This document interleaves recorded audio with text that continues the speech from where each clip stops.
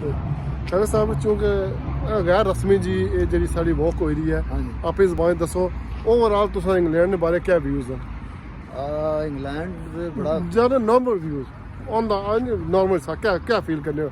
इस मुल्क के बारे च इसने कल्चर है इसकी वासे और लोगों ना रहन सहन किस क्या एक्सप्लेन करना देखो कि तहजीब भी टाइप कंट्री है, तहजीब के हवाले नाल एक बहुत पुराना सिविलाइज कंट्री है, इस गल च कोई शक नहीं। लेकिन जिस तरह की एक्सपैक्टेशंस मेरियां सन इंग्लैंड के बारे च उस तरह का इंग्लैंड में नज़र नहीं आया। अच्छा शायद इसकी एक वजह ये हो सकती है कि इतने ओवरसीज़ की बहुतात हो गई है और वाफर मकदार च आ चुके हैं, तो उस वजह तो शायद वो इंग्लैंड का अपना कल्चर जोड़ा है वो थोड़ा जहा पिछे चला गया। वरना इंग्लैंड के बारे जो मैं पढ़ता सा जो सुनता सा वो बिल्कुल मुख्तलिफ सी, और लेकिन ओवरऑल फिर भी ठीक है ना बिल्कुल। मैं थोड़ी गल कट सा इत्थे जेह्ड़ी थोड़ी जेह्ड़ी अपने व्यूज़ ना 100% ठीक है, लेकिन होया है कि तुसां की जेह्ड़ी अपनी ऐसी ना साड़ी एशियन कम्युनिटी या खासकर पाकिस्तान कम्युनिटी उस अप्रोच किया ना उस लिहाज ना जितना भी तुम गए हो बर्मिंघम गए हो मैनचेस्टर गए हो लुटन गए हो अपनी कम्युनिटी रहे हो, लेकिन मोस्टली अगर तुम जाओ ना जेह्ड़े वो एरिया जित्थै इन्होंने जेह्ड़ी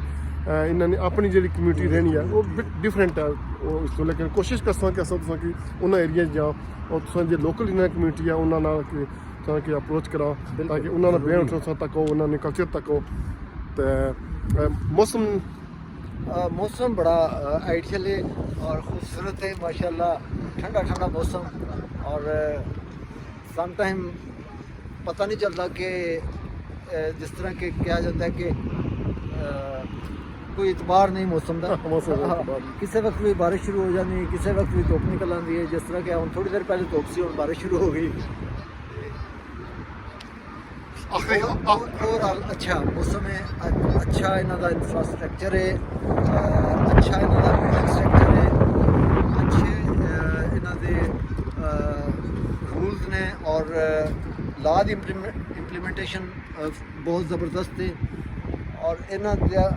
एडमिनिस्ट्रेटिव ग्रिप बहुत ज़्यादा है इन्हों की जी कि मैं देख रहा हूँ, और यही चीज़ा होंगे ने बुनियादी किसी मुल्क दियाँ अपने मुल्क में मैनेज रखने वास्ते। बहुत खूब।